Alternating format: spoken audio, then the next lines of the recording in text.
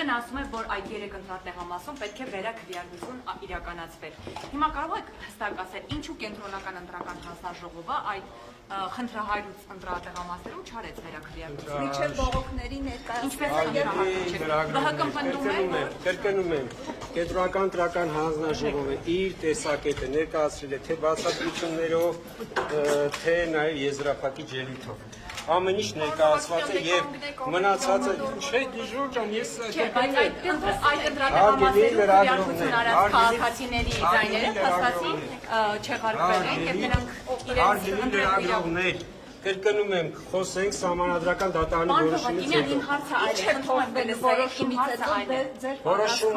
որոշումն է հայտնի լինելու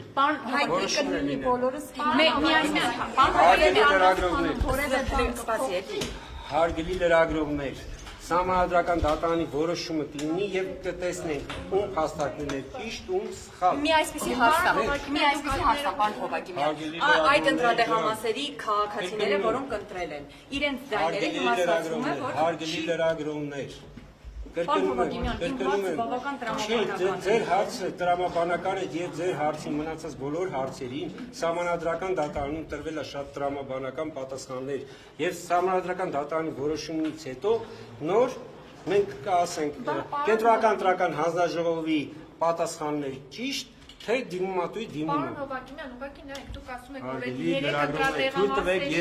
թույլ տվեք ես վերադառնամ իմ աշխատանքների ելքի վրա ազդեցություն չէին կարող ունենալ, բայց այդ 3 ընտրատեղամասերի արդյունքներով էր հենց, որ Բարգավաճ Հայաստանը ոչ 3 ունենում էր հարգելի լրագրողներ, ոչ հարգելի լրագրողներ, այդ 3 տեղամասերում որևէ քաղաքական ուժ, որևէ ձայն չունեցավ։ Այո, ըստ ընտրական օրենսգրքի 0 է, որովհետև այն խախտումները, որ արձանագրվել, ընտրական օրենսգիրքը ասում է, որ նման դեպքերում այդ տեղամասում միակ թիվը անչափությունների թիվն է, որը որ հավասար է մասնակցության թվին։ Այսինքն որևէ մեկը չի կարող ասել, որ այդ տեղամասում որ քաղաքական ուժը որքան ձայն է ստացել։ Հենց սա ընտրական օրենսգիրքի պահանջն է, սա իմ ասածը չի, սա ընտրական օրենսգիրքով է արձանագրվել։ Եվ ինձ թույլ տվեք ես վերադառնամ իմ աշխատանքին։ Կհանդիպեք Սահմանադրական դատարանում որոշումից հետո։